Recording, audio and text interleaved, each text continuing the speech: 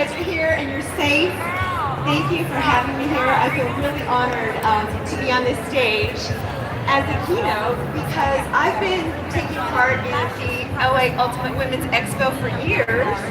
As a moderator or a panelist, I interview a lot of celebrities that come up here and tell their stories. And I never really thought I'd be up here as a keynote, but I'm really thrilled to be here and share my story. So you guys heard, I work for KTLA. I have been there for 23 years. Yeah. I anchor the KTLA Weekend Morning News. So I anchored this morning. I started at 6 a.m., got up at 3:30 this morning, and I anchored from 6 until 11, and then I came here. And that's what I do on Saturday and Sundays, and then I report and anchor during the week. So I get up pretty early. Let's get that thumbs up button, guys. Early, thumbs up button. Early enough. But it's a great job, and I get to meet all of you and tell your stories and share your stories. And today I'm going to share mine. So I will leave a lot of time for questions. I hope you guys can ask me some questions and we can have a conversation. But the reason they asked me to come up here and share my journey to health and fitness. So if you remember when I was on this stage a couple of years ago, I looked a little different. I was 70 pounds heavier, a little more than 70 pounds heavier than I am today. In fact, I brought this because I feel like we all need like visual aids, right? So, and I'm not ashamed to tell you that it's taken me a lifetime to find a way to better health. And for me, it's about health. But I've worn these pants before, and I filled them out pretty good. I have a little bit of a booty, and I was able to fill these pants out. And I thought I was living my best life, but you know what? I wasn't. So let me tell you what ended up happening for me. I went to the doctor, and my blood pressure was 175 over, I think, 92. And I felt fine. And my doctor said, "What is going on with you?" And I burst into tears. He said, "You are not taking care of yourself." I was working early mornings, going to bed too late, getting 4 or 5 hours sleep, not working out, taking care of my family. My mom, who has dementia, was living with us. And I wasn't really on my list of things to do. Everybody else was on my list of things to do and people to take care of, and I wasn't really on my list.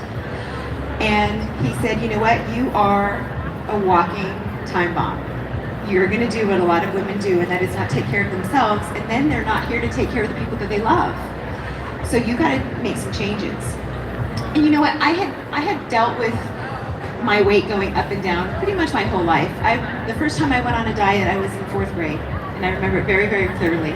And it makes me sad to think about that, because that's when I knew that I was not healthy and I wasn't comfortable in my own skin.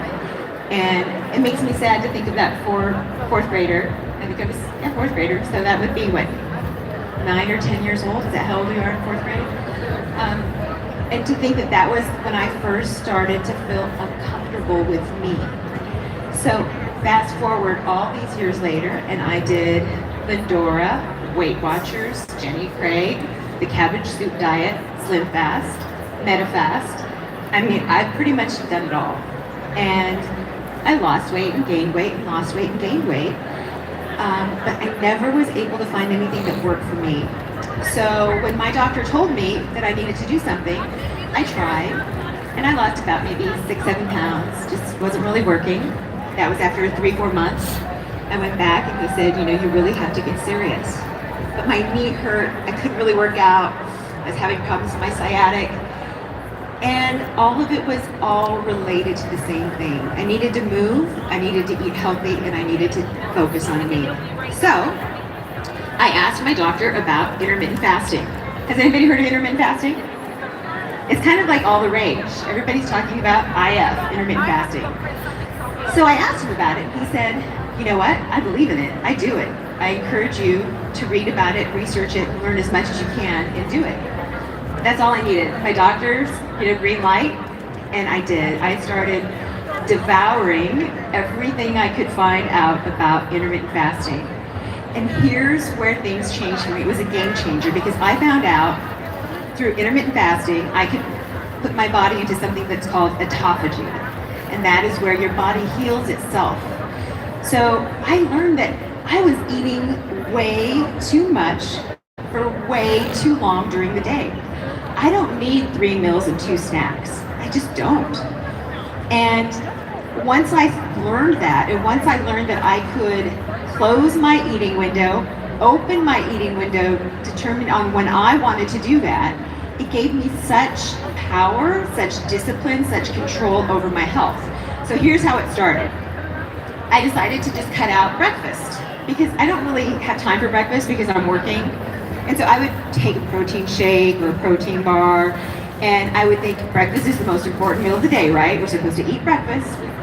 Even if you're not hungry, you eat breakfast. So I would eat breakfast. If I had a really busy day, I'd make sure to eat breakfast, even if I wasn't hungry. And then I would be hungry 2 hours later, so then I'd have a little snack, and then I'd have lunch, and then I'd have a snack, and then I'd have dinner, and then I'd have a snack, and then I'd go to bed. That was what was not working for me. So I cut out breakfast. And then, so breakfast for me, I get up at that time I was getting up at about 1:30 in the morning because I had to be at work at 3:30 in the morning. So breakfast for me would be 4:35 a.m. Stop doing that. And then I decided I'm not going to eat until I get home from work. I get home from work around 11:30 or 12. And then I thought, you know what? I'm not going to eat until I work out. So now I'm not going to eat until about 1:30. And then I decided I am not going to eat 3 hours before I go to bed because that's what you shouldn't eat that close to going to bed. Well, if I'm going to get up at 1:30 in the morning, guess what time I go to bed? What do you think? 6 p.m. So now I'm not going to eat after 3 p.m. But if I don't eat until 1 and stop eating at 3, that's a pretty short window, right? You think that's impossible. Who does that? You know what? I never felt better. So I had basically a 20-hour fasting window, a 4-hour eating window.